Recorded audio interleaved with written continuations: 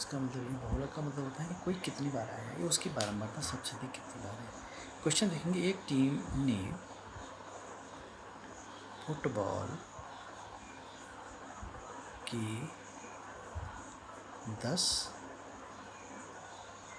मैचों में निम्नलिखित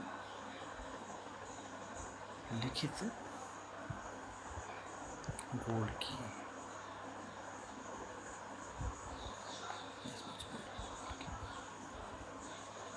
2, 3, 4, 5, 0, 1, 3, 3, 4, 3। ठीक, गोलों का माध्य माध्य का बहुलक निकालिए। तो तीनों चीज, गोलों का बहुलक ज्ञात कीजिए। ठीक, बहुलक इसका निकालना है। तीनों एक साथ देखेंगे। चलो, बहुलक कैसे निकालेंगे। बहुलक का मतलब होता है कि जो सबसे अधिक बार आया है,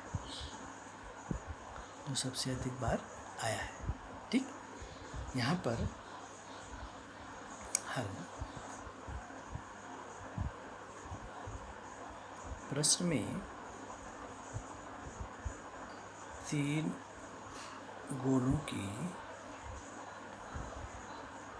बारंबारता सबसे अधिक है या सबसे अधिक बार आया है,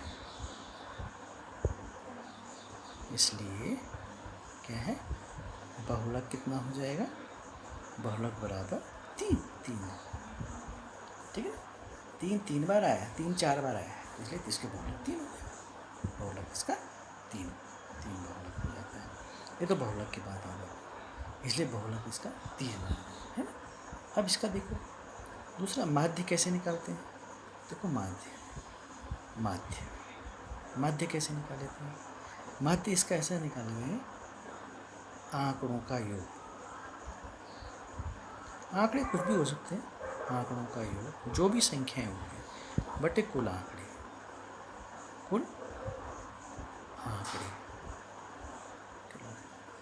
हैं। आंकड़े कितने हैं, 2 धन 3 धन 4 धन 5 धन 0 धन 1 धन 3 धन 3 धन 4 धन 3 बटे कितने, 1 2 3 4 5 6 7 8 9 10 बटे 10।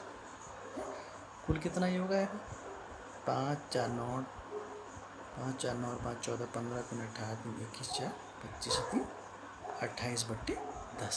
तो इसको 2.8, इसका माध्य 2 आ गया। ठीक, तो ये दो माध्य हो गए।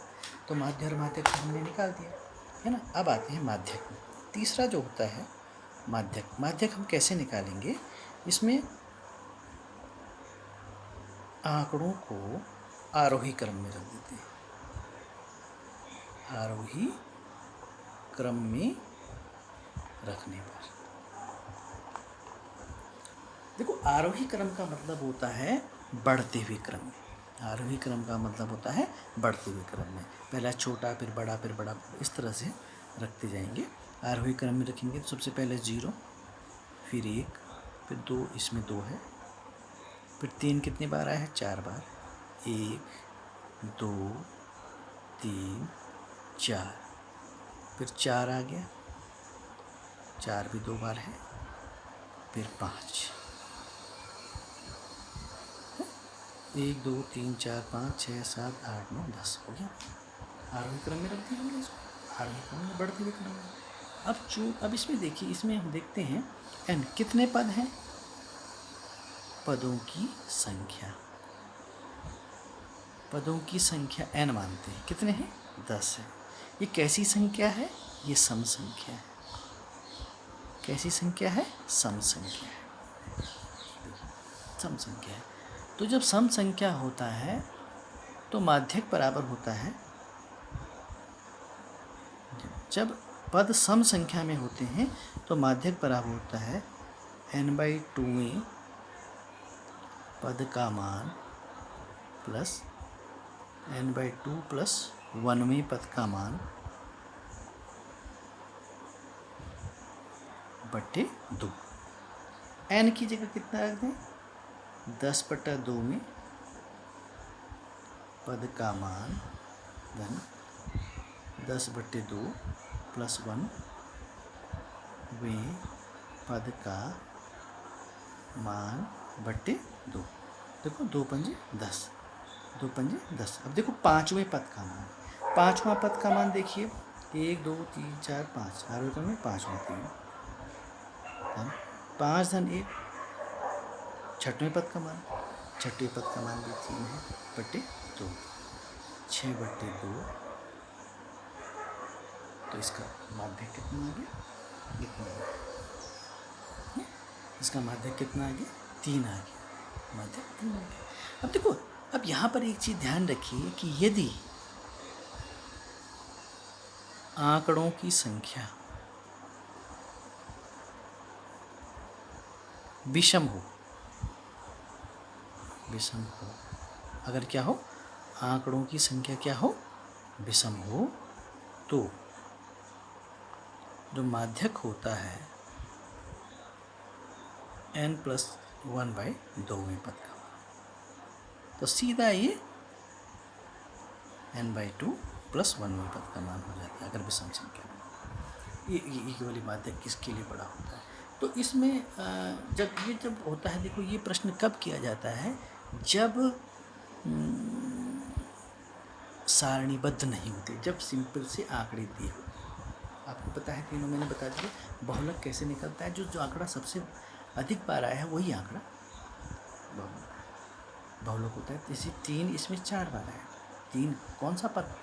पद कौन सा? 3, 4 बार आया आंकड़ा, तो वो 3 जो है वो बहुलक कहलाएगा। और आपको पता है कि और माध्य के लिए सबको जोड़ देते हैं, आंकड़ों का योग बटे कुल आंकड़े। आंकड़ों को जोड़ देंगे और बटे कुल आंकड़े, जितने आंकड़े कुल मिला के जोड़ दिए 10, 1 2 3 4 5 6 2.2। माध्यक के लिए थोड़ा सा एक कंडीशन थोड़ा सा ध्यान होती है कि उसमें सबसे पहले तो जो आंकड़े होते हैं उनको आरोही क्रम में रखते हैं। अब आरोही क्रम में रखने के बाद देखते हैं कि पद सम है या विषम है। मतलब n का मान वो विषम आता है कि सम आता है? सब आप समझते होंगे, सम का मान होता है कि जो n जो है, जो 2 से कट जाते हैं, जो 2 से विभाजित हो जाती है संख्या, उनको सम संख्याएँ कहते हैं। और जो 2 से विभाजित नहीं होती है उनको विषम संख्या कहते हैं। तो जब सम संख्या होती है 2 4 6 8 10 12 इस तरह से, तो उसके लिए जो माध्यक होता है वो n/2 में पद का मान प्लस n/2 + 1 में पद का मान बटे 2 हो जाता है। n का मान यहाँ रख देते हैं 10 है, 10/2 में पद का मान, और यहाँ पर 10/2 + 1 में पद का मान कट गया, तो 5वें पद का मान प्लस 5 धन 1 6वें पद का मान। 5वें पद का मान यहाँ से 1 2 3 4 5, और 6वें पद का मान भी 3 धन 3/2। और यदि यहीं पर यह 9 होता, ये 11 होता, तो सीधा n+1/2 में पद, 11 धन 1 होता है तो 12 पद, 6वें पद, तो सीधा इस तरह से हम लोग निकाल लेते हैं। तो भाई इसमें ये जो सारणीबद्ध तरीके से नहीं है, तो ये आप इस तरह के क्वेश्चनों को कर सकते हैं। अब आपके लिए घर के लिए मैं कुछ क्वेश्चन देता हूँ, ये आपको गृह कार्य में करना है। भाई देखिए, अब मैं क्वेश्चन दे रहा हूँ, क्वेश्चन गृह कार्य, गृह कार्य समझ करके कीजिए, है ना। गृह कार्य निम्न आंकड़ों का माध्यक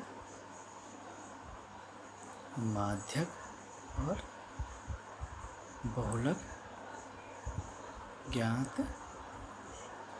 कीजिए। यहाँ पे देखिए 41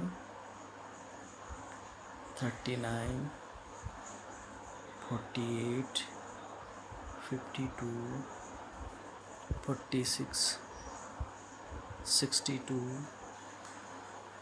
54 40 96 52 98 40